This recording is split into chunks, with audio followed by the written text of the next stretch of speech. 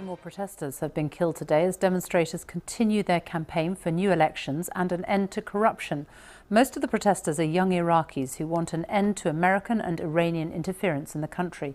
More than 500 people have been killed by security forces and pro-Iranian militia during months of demonstrations. Our Middle East correspondent Quentin Somerville and cameraman Nick Millard have spent the past few days following the protesters in Baghdad. Iraq is both a country in gridlock and coming apart at the seams. For months, young Iraqis have been on the streets, intent on sweeping away the old guard. They say their government isn't listening, so these young Iraqis are piling on the pressure here in Baghdad and in cities across Iraq. They say their demands won't be forgotten and their protests won't end. They've already brought down the last government, but it's not enough. In a country of fierce division, they've emerged united. Sunni, Shia, Christian, rich and poor.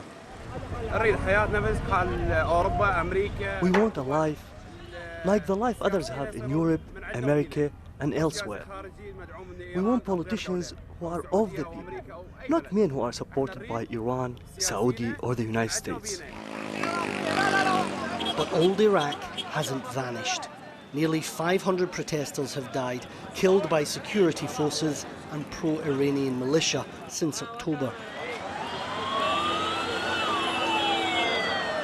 Today's push is to bring Iraq to a standstill.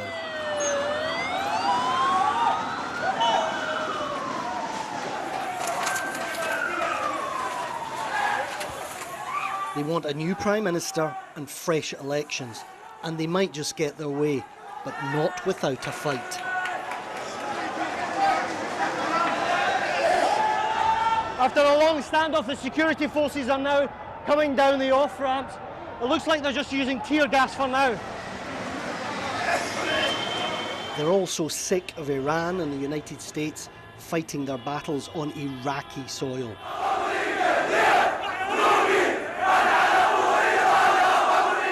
Both be damned, they chant.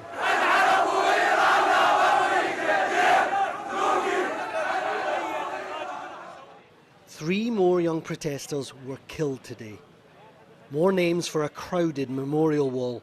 This revolution already has too many martyrs. Safa al-Sarai is one of them. He wanted an Iraq without corruption and sectarianism. An idealist and a revolutionary, Safa's face is now everywhere. He was shot on this bridge, unarmed, his brother says, and clutching only the Iraqi flag.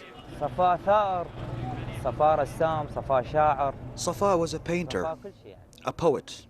He loved Iraq very much and sacrificed his life for it. We were not surprised by his martyrdom, and we are all willing to sacrifice for Iraq. Their struggle now is to stop the movement being hijacked by those they oppose. In Iraq, power, religious, political and foreign, lies in the shadows.